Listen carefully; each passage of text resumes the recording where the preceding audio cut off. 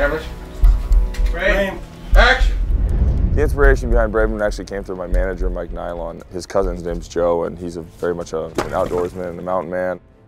We wanted to make something where Joe uses the forest. He knows it. He knows the nature. He knows the trees. He knows this is his backyard. He's grew up here. And he has to basically save his family from these drug runners that they come in contact with.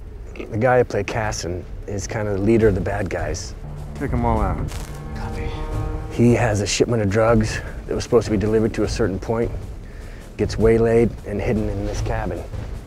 And now poor innocent Joe, who happens to be the toughest son of a bitch in the woods, has our drugs, and we come to get it. But basically 2 worlds collide. You've got the killer versus the hunter. At the root of everything, we wanted to have something that we cared about. We wanted those action movies that was rooted in family and that you cared about the characters and that you were gonna see their heartaches and their family drama. It wasn't just shooting guns, blowing stuff up. There was a lot of things that I loved about the script. I think what I saw was a family and the family dynamic and how close you are to people in your family and what you will actually do if someone tries to hurt them.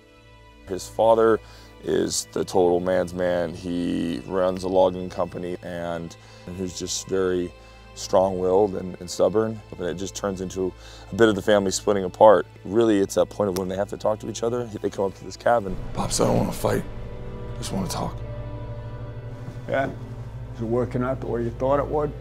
Jason, he's a truly believable action star. He's also a really emotional actor, and I think that's going to come out as well in this film. I really wanted to have the heart in there. That's what excites me about it. And action.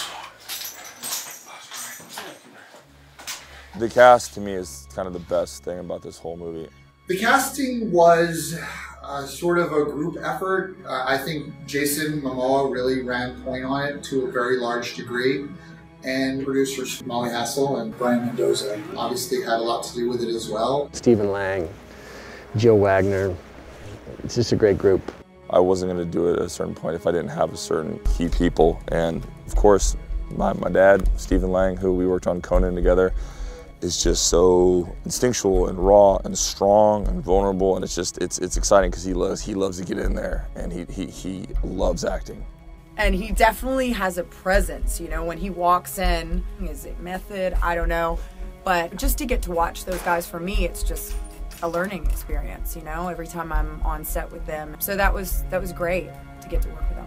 I love making films, and he really gets me excited, and I can feel free with him. And so had to have him.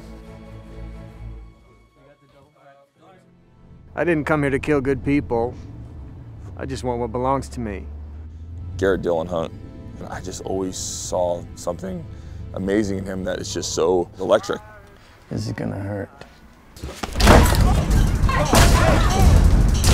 Just in terms of his physicality and his presence and his intelligence, he's able to stand toe-to-toe with Jason Momoa. And I think people can see that they're both very formidable presences. I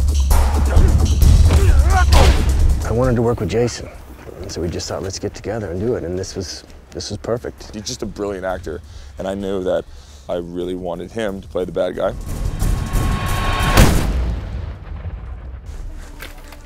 Yeah.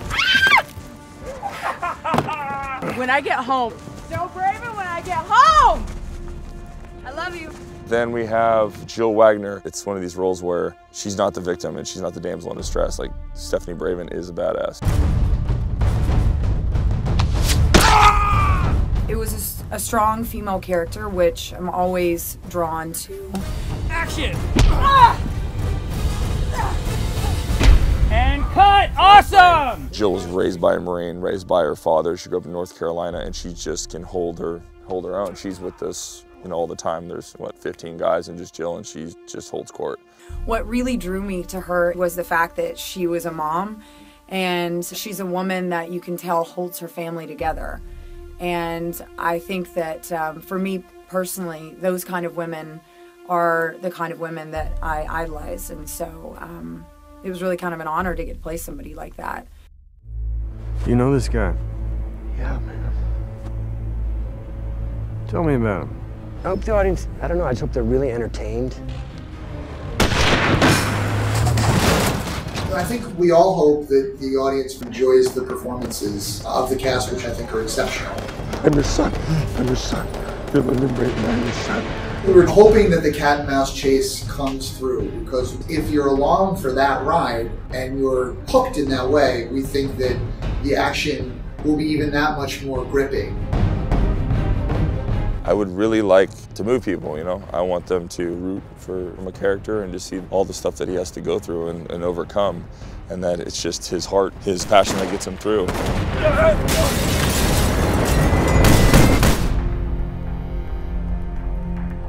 When we made Brayven, we came up to Newfoundland, and I fell in love with it up here. It turned out to be an amazing place to shoot. I think when people see the movie, they can see just how spectacular a location it is. Yeah, we've been here for 17 weeks now, shooting this. That's not true, it's not 17, but we've been here a while. It was difficult because it's extremely, extremely cold. So if you plan on shooting in Newfoundland, pack your long underwear. Newfoundland was amazing. It was cold as shit. There was snow up to my belly button, but you know, it was great for the movie. The people were amazing. We had so much fun. Dad!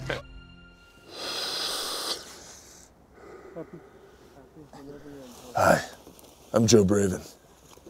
Welcome to my cottage.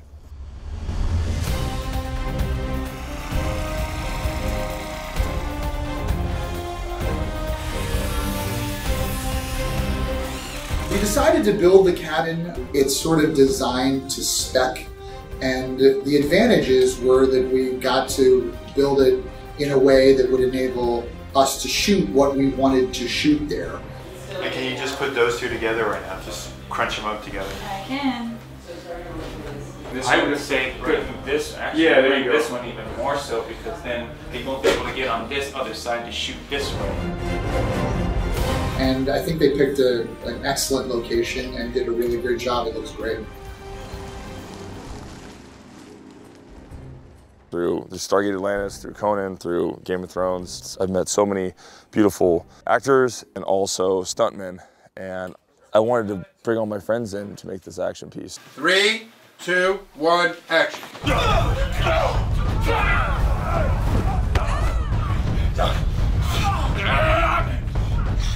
Yeah, that was awesome! Okay, cutting. I hired Rob Alonzo, some of the greatest stunt coordinators and second unit directors, and so we started to combine what me and Brian do with Pride of Gypsies. Pride of Gypsies is something that I believe in. I believe Jason, he's a true artist. I trust his vision, and anytime I get to work with him, it's always, it's always an adventure.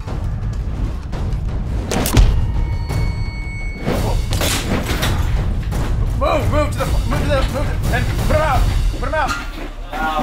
He's got a great stunt team assembled. They're top of the field.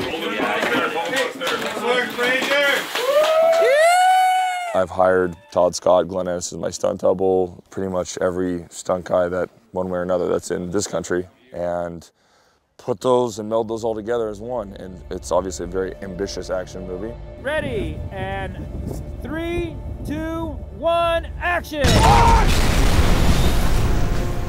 We wanted to have this be a grounded film that felt realistic, starting with the bar fight. And action!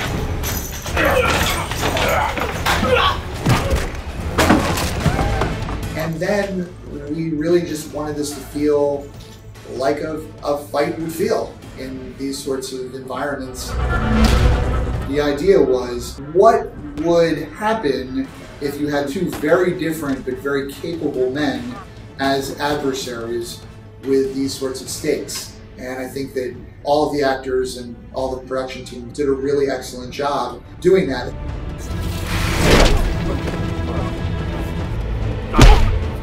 Jason's the best action star here. He's exactly what you want an action star to be. I mean, he's scary, he's tall, he's a savage warrior. I love the way Jason fights. We just thought it would be a good match. We really wanted to try to get inside the heads of the two adversaries. What we want people to be wondering is what each of the leads are thinking at any given moment. Who's on top now? Who's got the edge now? Who's figuring out what now?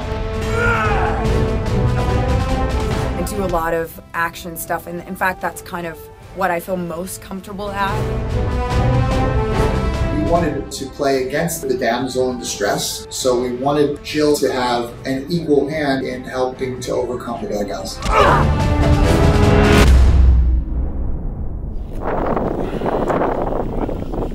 We're gonna do maybe the gnarliest thing I've ever done on film. Hey, tail slate.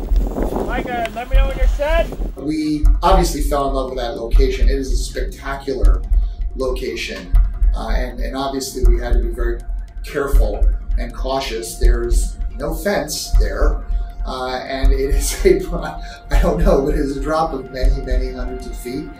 But we really wanted to have that be the location for the climax fight scene, just because it was so spectacular and added so much to the scene. I'm probably gonna do it once, but I'm kind of excited. I like those kind of movies, those kind of what would you do scenarios. I think that we left a lot of doubt in the minds of people just who was going to come out on top. Maybe I'll die on this. And 3, 2, 1, action! Raven, Hunter versus the Killer.